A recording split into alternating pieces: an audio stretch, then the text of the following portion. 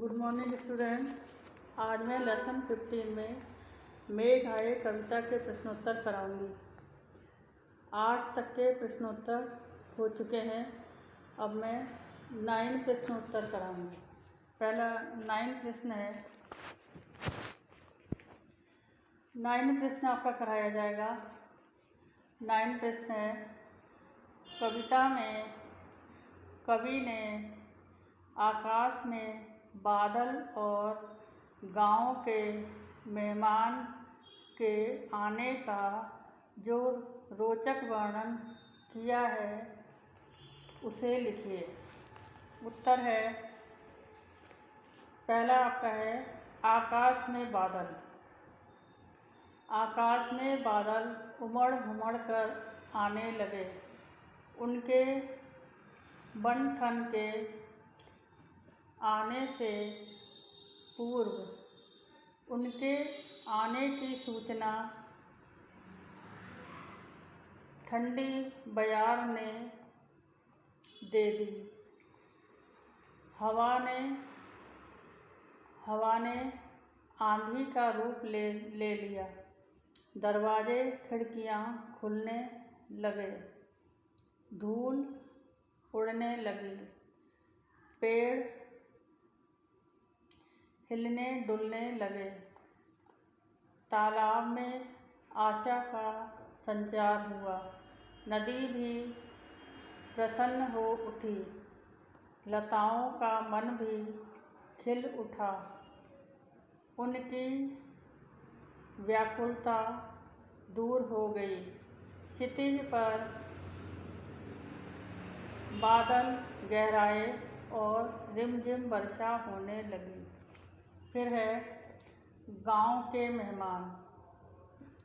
शहर से मेहमान अर्थात दामाद बन ठन कर सज सवरे हुए पहुँचे। उसके आने की सूचना हवा की तरह पूरे गांव में फैल गई। गांव की स्त्रियां उसे देखने के लिए दरवाज़ों और खिड़कियों से झांकने लगीं। पुरुष झुककर उसका स्वागत करने लगे।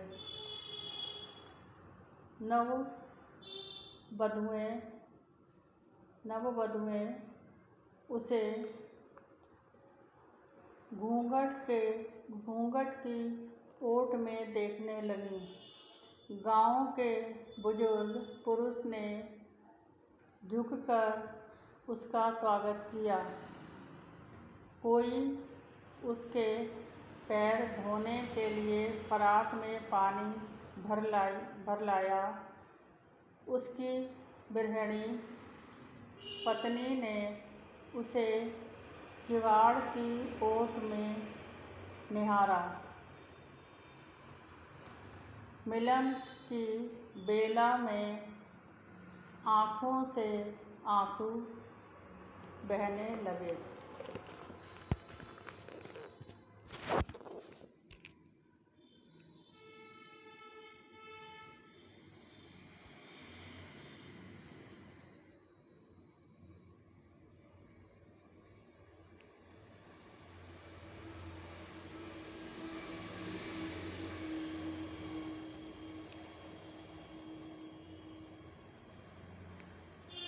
फिर है क्वेश्चन 10, काव्य सौंदर्य लिखिए।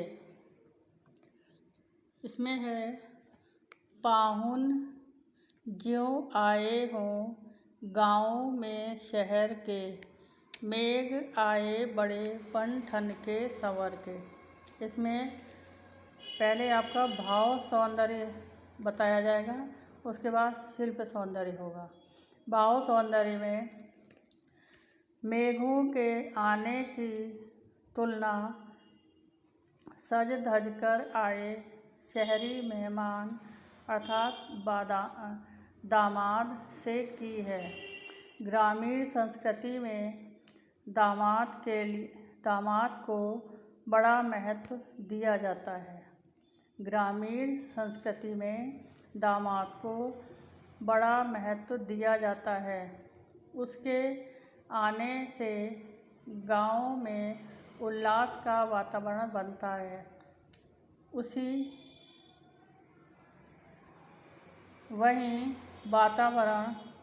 वही वातावरण मेघों के आकाश में आने से होता है। मेघों के आने का अत्यंत सजीव चित्रण किया गया है। दामाद शहर से गांव में बन ठनकर आए हैं। शिल्प सौंदर्य पाहुन ज्यों आए हों में उत्प्रेक्षा अलंकार है। बड़े बन ठन में अनुप्रास अलंकार है।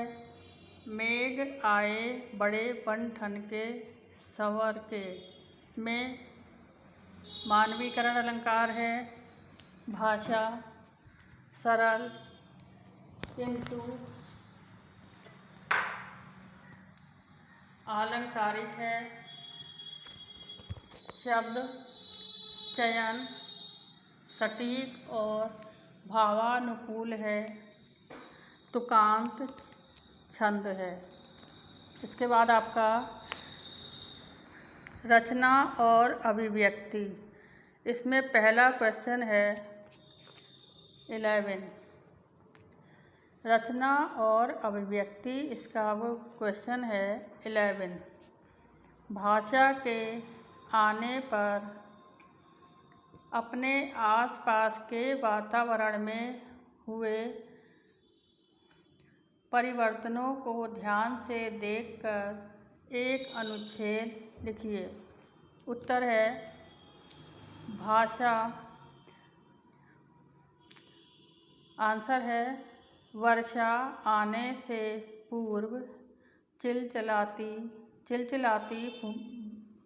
धूप से पृथ्वी तल जला जा रहा था और गर्म हवा के थपेड़े मुंह को झुलसा रहे थे कि अचानक आकाश में कुछ हलचल दिखाई पड़ी। देखा कि आकाश में धूल छाई हुई है और आंधी आने वाली है। कुछ पल बाद ही तेज आंधी आने लगी। चारों ओर धूल फैल गई। धूल से बचने के लिए ग्रामवासी इधर उधर खड़े हो गए। थोड़ी देर बाद एक ठंडी हवा का झोंका आया और बादलों की गर्जना के साथ वर्षा होने लगी। धूल बैठ गई।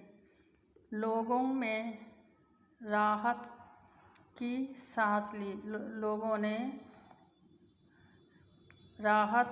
सांस ली। कुछ लोग तो उसमें स्नान करने के लिए निकल पड़े। काफ़ी देर तक लोग झूमते गाते बरसात का स्वागत करते रहे। वर्षा से सारा वातावरण खुशनुमा बन गया।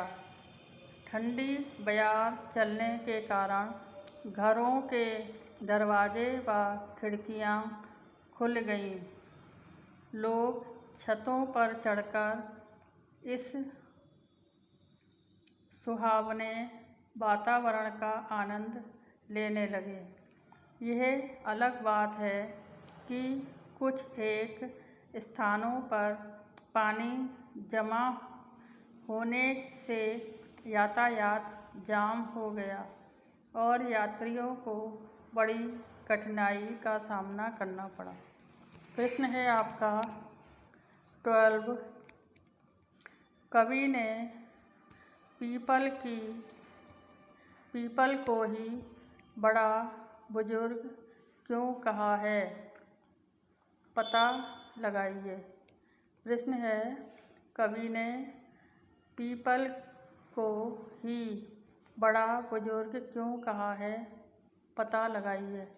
आंसर है, पीपल का पेड़ बड़ा सघन, विशालकाय तथा दीर्घजीवी होता है। उस पर हजारों पक्षी और अन्य कीट पतंगों का इस पर हजारों पक्षी और अन्य कीट पतंगों का बसेरा होता है। उसकी छाया में पशु विश्राम करते हैं। लोगों के मन में उसके प्रति श्रद्धा भाव होता है।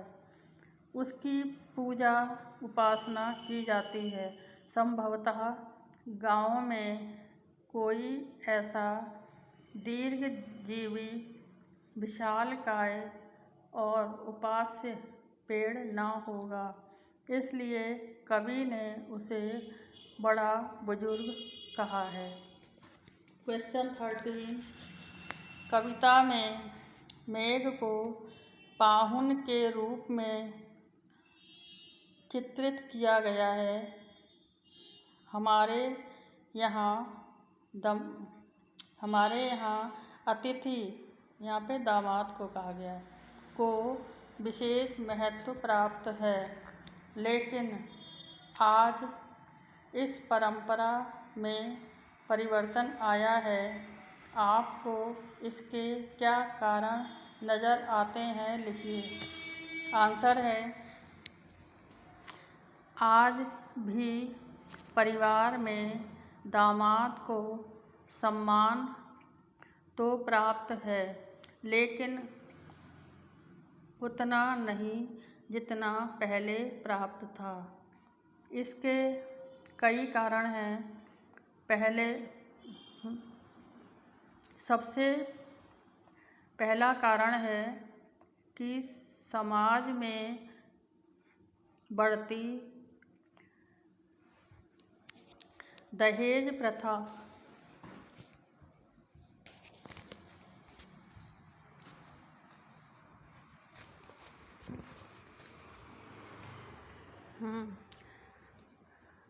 अब आपको 13 का स्टार्टिंग से बता रही हूँ। आज भी परिवार में दामाद को सम्मान तो प्राप्त है, लेकिन उतना नहीं जितना पहले प्राप्त था। इसके कई कारण हैं। सबसे पहला कारण है कि समाज में बढ़ती दहेज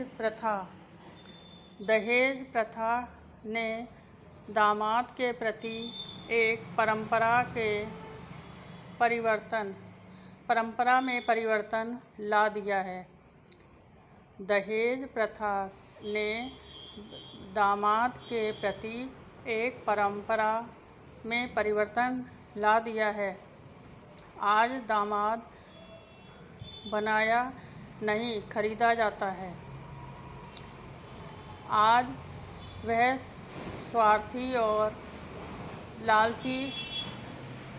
सभी स्वार्थी और लालची बन गए हैं। दूसरे, पहले लड़की आर्थिक रूप से उस पर आश्रित रहती थी। अब उसका स्वतंत्र व्यक्तित्व है। वह आर्थिक रूप से सक्षम होती जा रही है। शिक्षा के प्रचार ने भी उसके दामाद के सम्मान को ठेस पहुंचाई है। शिक्षा के प्रचार ने भी उसके अर्थात दामाद के सम्मान को ठेस पहुंचाई है।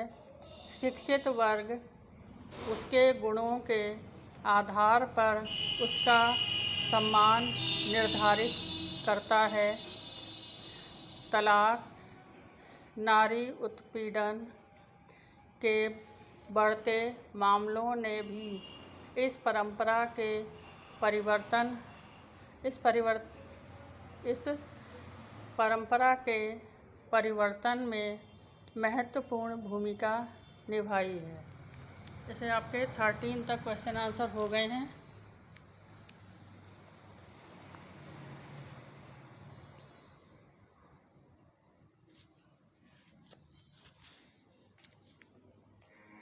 आप इसको पढ़ लेंगे और अपनी कॉपी में लिख लेंगे।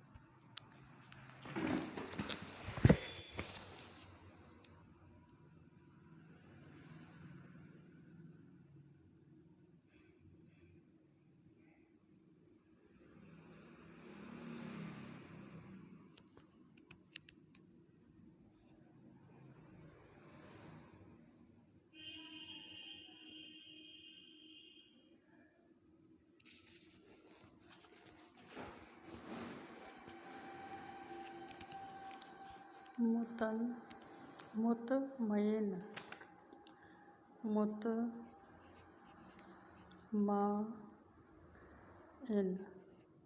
मुतमईन